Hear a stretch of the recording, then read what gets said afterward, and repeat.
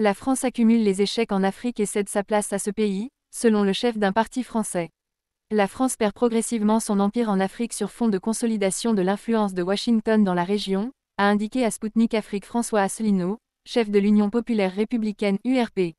Il a d'ailleurs épinglé Emmanuel Macron pour avoir tout fait pour que l'Afrique se retourne contre la France.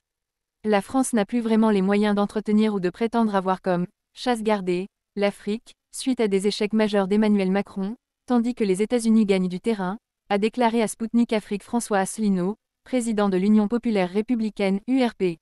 Les États-Unis se sont taillés une place de plus en plus importante au Niger au détriment en fait de l'influence française, même si dans un premier temps c'était en plein accord.